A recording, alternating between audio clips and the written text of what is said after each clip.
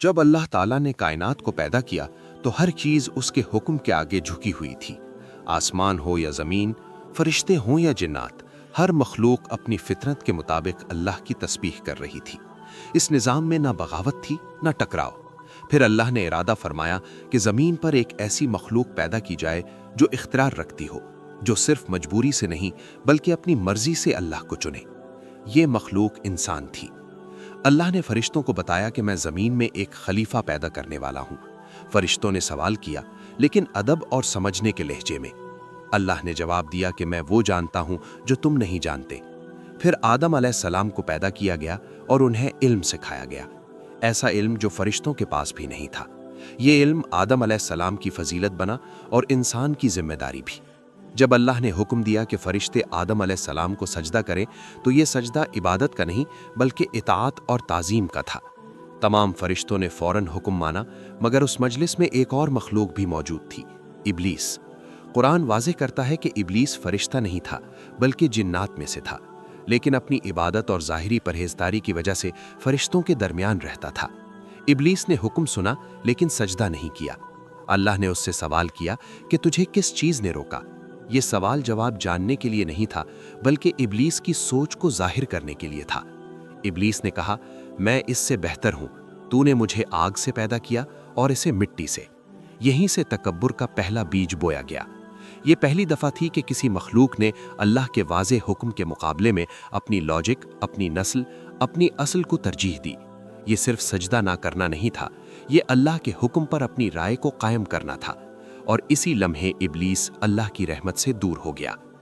अल्लाह ने इब्लीस को उसके तकब्बुर की वजह से अपनी कुर्बत से निकाल दिया, मगर इब्लीस ने ना तो तौबा की और ना ही अपनी गलती तस्लीम की। उसने अल्लाह से मोहलत मांगी, क़यामत के दिन तक की जिंदगी। अल्लाह ने अपनी हिकमत के तहत उसे मोहलत दे दी। ये मोहलत अजाब से बचने के लिए नहीं थी बल्कि इंसान के इम्तिहान के लिए थी। फिर इब्लीस ने खुली दुश्मनी का ऐलान किया। उसने कहा कि मैं इंसान को गुमराह करूंगा, उसके आगे से, पीछे से, दाएं से और बाएं से। ये जुमले सिर्फ धमकी नहीं थे बल्कि एक पूरा निज़ाम गुमराही का नक्शा थे। लेकिन अल्लाह ने भी वाज़ेह फरमा दिया कि मेरे सच्चे बंदों पर तेरा कोई इख्तियार नहीं होगा। यहीं से ये कहानी सिर्फ इब्लीस की नहीं बल्कि हर इंसान की कहानी बन जाती है। हर दौर में, हर कौम में जब भी कोई शख्स अपने इल्म, अपनी इबादत, अपनी कुदरत या अपनी नस्ल पर गुरूर करता है तो वही इब्लीसी सोच दोबारा जिंदा हो जाती है। इब्लीस हमें ये सिखाता है कि अल्लाह का इनकार करो, बल्कि ये सिखाता है कि अपने आप को ज़्यादा समझो। ये कहानी हमें ये भी सिखाती है कि सिर्फ इबादत का होना काफ़ी नहीं। अगर इबादत के साथ इनकिसारी ना हो, अगर इल्म के साथ आजिज़ी ना हो और अगर कुदरत के साथ शुक्र ना हो तो वो सब चीज़ें इंसान को अल्लाह के करीब नहीं बल्कि इब्लीस के करीब कर देती हैं। इंसान और इब्लीस की ये जंग आज भी जारी है। फ़र्क सिर्फ इतना है कि आज सजदा आदम अलैहिस्सलाम को नहीं बल्कि अल्लाह के हर हुक्म को माना या ठुकराया जाता है। और हर फैसले के साथ ये तय होता है कि इंसान किस रास्ते पर खड़ा है, इताअत के या तकब्बुर के। इंसान की फितरत में इबादत और अक्ल दोनों पैदा हुई हैं। अल्लाह ने आदम अलैहिस्सलाम और उसके नस्लों को ये इख्तियार दिया कि वो सही और गलत में फ़र्क कर सकें, मगर इब्लीस ने यहीं से वसवसा का सिलसिला शुरू किया। कुरान में फरमाया, और मैं उनको सीधा रास्ता दिखाने वालों में से नहीं हूं। अल-आराफ 16-17। हर दौर में हर शख्स के अंदर एक छोटी सी आवाज होती है जो कहती है, अपने आप को ज्यादा समझ, दूसरों से बेहतर हो। ये आवाज सिर्फ आदम के नस्लों के लिए नहीं बल्कि हर इंसान के लिए है। वसवसा सिर्फ खौफ या फरेब का नाम नहीं बल्कि ये एक स्ट्रैटेजी है जो इंसान के अंदर शक और तकब्बुर डालती है। इब्लीस इंसान के इरादों पर अटैक करता है, ईमान कमजोर हो, अमल रुक जाए और इबादत का असल मकसद भूल जाए। हर वक्त ये कोशिश होती है कि इंसान अल्लाह के हुक्म को अपनी मर्जी के मुताबिक मॉडिफाई करे। लेकिन कुरान हमें बार बार याद दिलाता है कि इंसान की जिम्मेदारी है कि वो तौबा और आजिज़ी के साथ अल्लाह के करीब रहे। इब्लीस का मकसूद सिर्फ इंसान को गुमराह करना है, मगर अल्लाह की रहमत और गाइडेंस हमेशा मौजूद है। हर मुश्किल, हर टेस्ट और हर वसवसा का जवाब तकवा और सब्र में छुपा है। یہ کہانی ہمیں یہ بھی سکھاتی ہے کہ انسانی فطرت کو سمجھنا، اپنی کمزوری پہچاننا اور اپنی برائیوں کو دور کرنا انسانی عبادت کا اصل مقصد ہے۔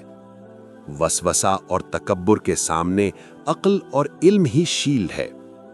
جب انسان اپنی عبادت کے ساتھ عاجزی اور خوف خدا شامل کرتا ہے تو وہ ابلیسی وسوسہ سے محفوظ رہتا ہے۔ قرآن کے مطابق، اور جو لوگ اپنی نفس پر قابو پا لیتے ہیں اور اللہ سے ڈرتے ہیں وہی کامیاب ہیں۔ المومنون 1:2۔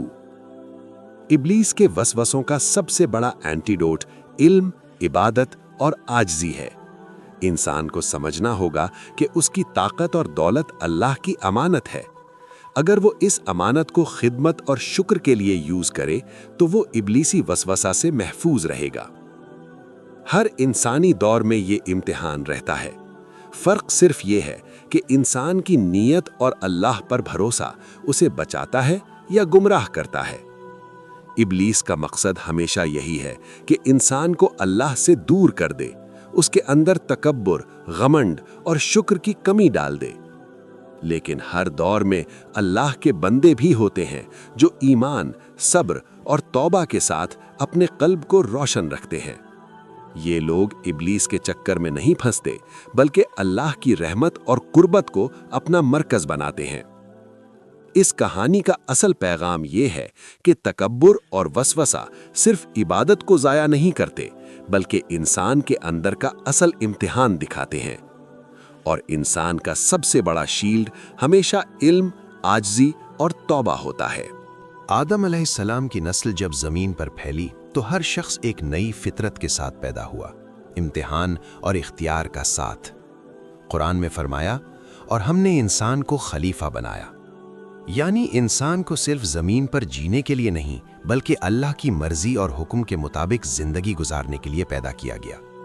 ہر انسان کے اندر یہ سوال رہتا ہے، اللہ کے حکم کو ماننا یا اپنی مرضی پر عمل کرنا۔ ابلیس نے اس دور میں ہر شخص کے دل پر وسوسہ کرنا شروع کیا۔ پہلی نسل کے بچے جو سچائی اور امتحان دونوں کے لیے پیدا ہوئے، ان کو بھی پہلی دفعہ یہ فیل ہوا کہ خود کو بہتر سمجھنا ممکن ہے۔ ابلیس نے انہیں یہ سمجھایا کہ اپنے عقل، اپنی شناخت اور اپنی قدرت پر بھروسہ کرنا ضروری ہے، اللہ پر نہیں۔ لیکن ہر انسان کے اندر اللہ کی روشنی بھی موجود ہے۔ قرآن فرماتا ہے کہ اللہ کا نور ہمیشہ انسانی قلب میں رہتا ہے، چاہے انسان کتنی بھی گمراہی میں کیوں نہ ہو۔ یہ نور انسان کو گائیڈ کرتا ہے اور وہی اصل شیلڈ ہے ابلیسی وسوسہ کے خلاف۔ یہ پارٹ ہمیں یہی سکھاتا ہے کہ انسانی امتحان صرف آؤٹر دنیا کے ایونٹ سے نہیں بلکہ ہر دل کے اندر ہوتا ہے۔ ہر دور میں ہر شخص کا مقابلہ ابلیس کے ٹیکٹکس کے ساتھ ہوتا ہے، تکبر، وسوسہ اور گھمنڈ کا امتحان۔ جب انسان نے اپنے اندر کے وسوسہ کو سمجھا اور اپنی برائیوں کو پہچانا تو وہ ابلیس کے اثر سے محفوظ ہو جاتا ہے۔ قرآن ہمیں بار بار یاد دلاتا ہے، اور جو لوگ اپنی نفس پر قابو پا لیتے ہیں اور اللہ سے ڈرتے ہیں وہی کامیاب ہیں۔ المؤمنون 1:2۔ ابلیس کا مقصد ہر وقت یہی ہے کہ انسان کو اللہ سے دور کر دے۔ ہر شخص کے اندر اس کی اسٹریٹجی ہوتی ہے، تکبر، گھمنڈ اور وسوسہ، لیکن انسان کا عمل، نیت اور توبہ ہی اسے بچاتا ہے۔ جو انسان اللہ پر بھروسہ رکھتا ہے اور اپنے عمل میں عاجزی رکھتا ہے، اسے ابلیسی ٹرک سے کوئی نقصان نہیں پہنچتا۔ اس پارٹ میں یہ سمجھایا گیا کہ انسانی فطرت میں اللہ کی رحمت اور گائیڈنس ہمیشہ موجود ہے۔ ابلیس کا اثر ٹیمپرری ہے مگر اللہ کی ہدایت پرماننٹ ہے۔ ہر وقت انسان کو یاد دلانا ضروری ہے کہ صرف عمل اور عبادت کا ہونا کافی نہیں بلکہ اس میں عاجزی، خوف خدا اور شکر بھی شامل ہونا چاہیے۔ یہ پارٹ ڈاکیومنٹری کے لیے برج بناتا ہے۔ آدم علیہ السلام سے لے کر ہر انسانی دور تک ابلیسی ٹیکٹکس، امتحان اور انسانی عمل کا راستہ کلیئر ہوتا ہے۔ یہ ہمیشہ یاد دلاتا ہے، ابلیس ہر وقت ہے مگر اللہ کی رحمت بھی ہر وقت ہے۔